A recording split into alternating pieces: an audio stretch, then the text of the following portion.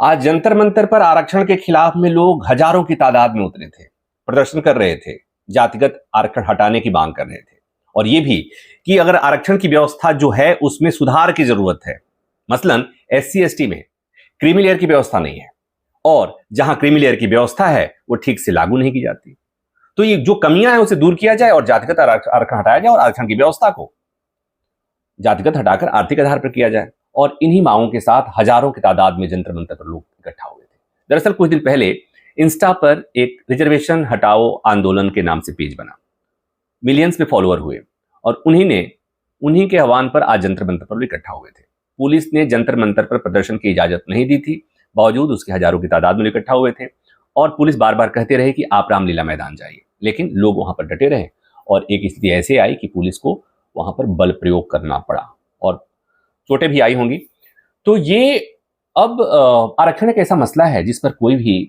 Political party बात करना नहीं चाहती है और कुछ पार्टियां तो सीधे सीधे मंच से कहती हैं कि आरक्षण के साथ कोई छेड़छाड़ नहीं होगी। जब भी कोई बात होती है, आरक्षण के खिलाफ कोई आवाज कोई उठाने की कोशिश करता है, तो प्रत्येक पार्टियां दावा करती हैं कि आरक्षण के साथ कोई छेड़छाड़ नहीं की जा सकती। और UGC के मामले में सरकार ने एक कानून लेकर सरकार आई थी जो आज भी सरकार के गले की फांस बना हुआ है। उस समय सवर्णों में गुस्सा था और उसी समय आरक्षण को लेकर भी बहस शुरू हुई थी। तो ये बात और है कि सरकार बहस नहीं करेगी, ये बात और है कि पॉलिटिकल पार्टियां इस मसले पर बात नहीं करेंगी, लेकिन लोगों में गुस्सा है, लोगों में आक्रोश है और कुछ लोग इसको हटाने की लगातार मांग कर रहे हैं। तो ऐसे ही लोग जंतर मंतर पर इकट्ठा हुए थे। तो बड़ा सवाल ये कि ये आरक्षण क्यों जरूरी है, दूसरा कि क्या आरक्षण की इस व्यवस्था को बदला जा सकता है, हटाया जा सकता है, और अगर बदला जा सकता है तो कैसे बदला जाएगा, संवैधानिक प्रावधान क्या है, ये समझने के लिए आज हमारे साथ हैं सुप्रीम कोर्ट के वकील अश्विनी कुमार दुबे। अश्विनी कुमार दुबे से हम जानेंगे कि आरक्षण की व्यवस्था कैसे हटेगी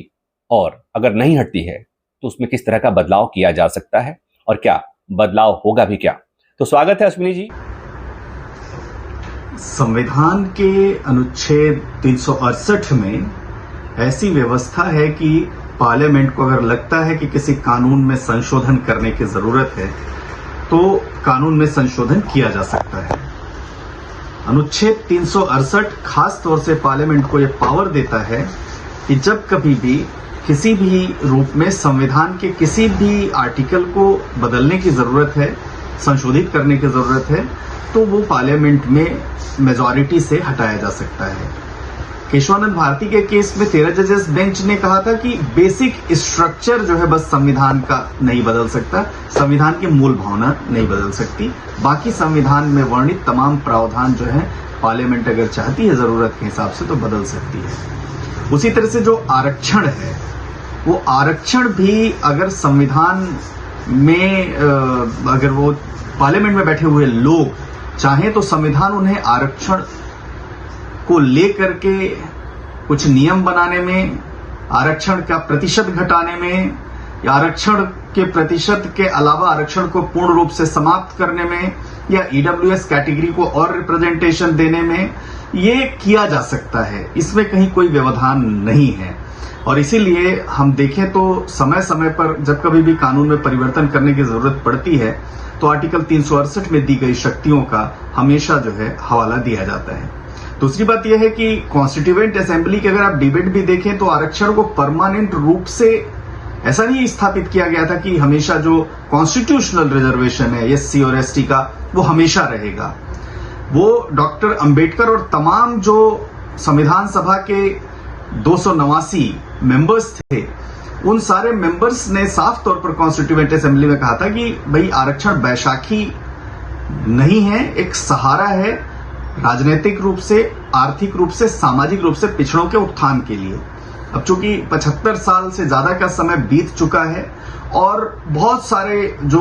लोग हैं वो सामाजिक रूप से, आर्थिक रूप से आगे भी आए हैं, तो इसीलिए जो बात चल रही है कि जो creamy layer SC ST reservation में, और सुप्रीम कोर्ट की जो संविधान पीठ है उसने कहा था कि क्रीमी लेयर जो SC ST में खास तौर से जो लोग ऑलरेडी बेनिफिटेड हैं और समाज में एक जगह पहुंच चुके हैं, तो वो रिजर्वेशन छोड़े ताकि जो दूसरे शोषित और वंचित लोग हैं उनको रिजर्वेशन मिल सके। और इसी तरह से आप देखिए कि क्रीमी लेयर की अवधारणा उस समय जब इंदिरा साहनी की जजमेंट आई तो उस समय भी वही अवधारणा आई और कहा गया कि 50% की जो सीमा है किसी भी हालत में SC, ST, OBC और तमाम रिजर्वेशंस को लेकर, चाहे वर्टिकल हो चाहे हॉरिजॉन्टल हो, 50% से ज्यादा नहीं किया जाएगा।